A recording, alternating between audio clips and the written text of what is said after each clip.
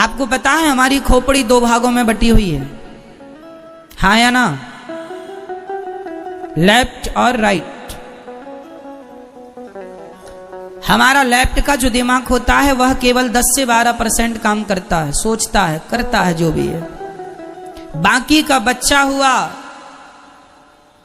दिमाग राइट काम करता है। लेकिन हम लोग सारा काम लेफ्ट से ही करते हैं। राइट तो हमारा जो है वो सब पड़ा खाली का खाली पड़ा रहता है, कोई काम ही नहीं आप लेते उससे। अच्छी सोच रखो, सोचो, अपनी क्षमता बढ़ाओ, याद रखने की क्षमता। बच्चे कहते हैं हम भूल जाते हैं गुरुजी, याद करते हैं भूल जाते हैं। बेटा अपने दिमाग को विकसित करो। खोपड़ी सबकी एक सी होती है, ईश्वर ने दिमाग सबको उतना ही दिया। जितना दिमाग स्वामी विवेकानंद जी के पास था उतना ही दिमाग मेरे पास और आपके पास भी है। फर्क इतना है, उन्होंने अपने दिमाग का प्रयोग ज्यादा किया था, हम लोग प्रयोग कर नहीं पाते, इसलिए हमारा खाली का पड़ा रह जाता कचरे में, डस्टबिन में। भाई सबके मोबाइल में लगभग बराबर फंक्शन होते हैं, पर कोई अपने मोबाइल का उपयोग बहुत ज्यादा करता है, कोई अपने मोबाइल का प्रयोग केवल हेलो करने के लिए करता है। उसी तरह दिमाग है आपका। सबके दिमाग में बहुत सारा संसार ब्रह्मांड समाया आपकी खोपड़ी में, लेकिन आप उसका प्रयोग नहीं करना जानते, उपयोग नहीं करना जानते। आप अपने बच्चों को बुद्धिजीवी कैसे बनाएंगे? उनको गीता पढ़ाया करो।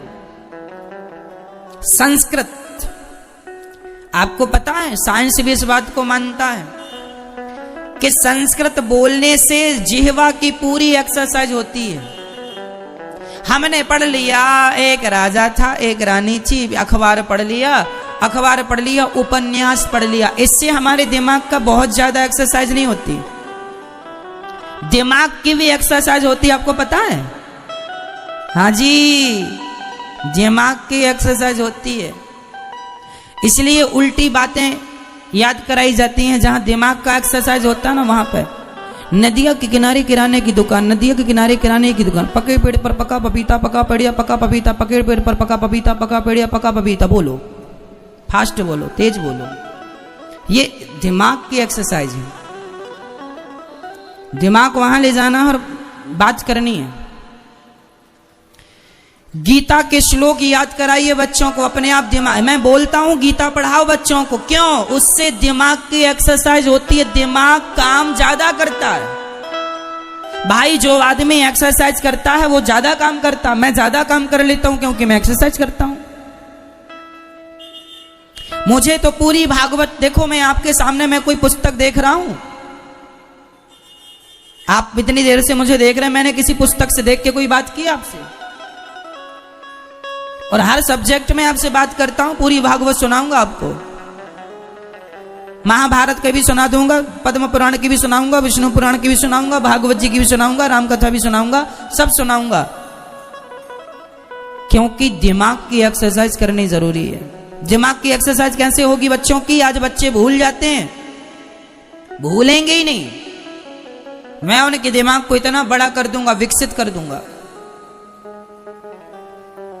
आप गीता का श्लोक, गीता कठिन है, संस्कृत है ना, संस्कृत जब आप पढ़ते हैं, सर्वधर्मान परित्यज्य मामेकम शरणं व्रज, सर्वधर्मान परित्यज्य मामेकम शरणं व्रज, अहम त्वा सर्व पापेभ्यो मोक्षयिष्यामि मा शुचः। तो क्या होता है? संस्कृत बोलने से दिमाग की एक्सरसाइज होती है, दिमाग काम करता है। उसके अर्थ को जानो, उसके सेंटेंस को पूरा समझो, वाक्य को समझो, और पूरा पूरा पूरा पूरा। इससे धीरे धीरे करके दिमाग धीरे धीरे बढ़ता बढ़ता बढ़ता बढ़ता बढ़ता आपकी क्षमता बड़ी हो जाएगी। आज आप एक चीज याद करते हैं, कल 2 चीजें याद करेंगे, परसों 3 चीजें याद करेंगे, नरसों 4 चीजें। धीरे धीरे आपकी क्षमता बच्चों की ऐसी तो बढ़ती है। पहले छोटी चीज, छोटा सा दिया जाता है, फिर बड़ा सा, फिर और बड़ा सा, और बड़ा सा, बड़ा, फिर बड़ा चैप्टर होता है। पहली क्लास में कम पढ़ाते हैं, दूसरी क्लास में थोड़ा ज्यादा, 5वीं क्लास में ज्यादा, 10वीं क्लास में और ज्यादा, PhD बहुत कठिन। और पढ़ो, करते रहो। एक एक प्रश्न का उत्तर में 10-10 पेज भरने हैं आपको PhD में। क्यों जी? PhD कैसी होती है? ऐसी तो होती है, एक प्रश्न है आपका और उस प्रश्न का उत्तर में आपको 25 पेज भरने हैं। भरते रहो, लिखते रहो, लिखते रहो, लिखते रहो। ये पीएचडी है। बस जिसका जितना माइंड विकसित हो गया उतना बुद्धिजीवी है, बस ये समझो। एक्सरसाइज करिए, काम ज्यादा करिए, ज्यादा करिए, अच्छे लोगों से ज्यादा मिलिए, ज्यादा से ज्यादा अच्छी संगत करिए, सत्संग करिए, अच्छे लोगों से सीखते जाइए, सीखते जाइए, अच्छी चीजें नोट करते जाइए, लिखते जाइए, बस अपनाते जाइए, उतारते जाइए, विकसित हो जाएंगे, सब अच्छा होगा। जीवन में संग की बड़ी महिमा है। जैसी संगत वैसी रंगत। सोनार की तराजू में मक्खी भी बैठ जाए तो उस मक्खी की कीमत भी लगभग 2000 हो जाती है, 2500 रुपए हो जाती है। और सब्जी की तराजू में, सब्जी की दुकान की तराजू में मक्खी बैठ जाए तो मक्खी मक्खी ही रहेगी।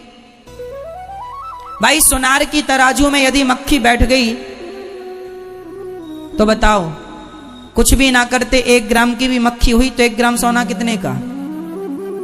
2500 का है आज लगभग। क्यों? यदि वजन करते समय मक्खी आके बैठ गई बाट की तरफ या सोने की तरफ तो या फायदा दिलाएगी या नुकसान दिलाएगी, पर है 2500 की मक्खी। एक मक्खी कम से कम 1 ग्राम की तो होगी, अच्छी खाती पीती घर की होगी तो।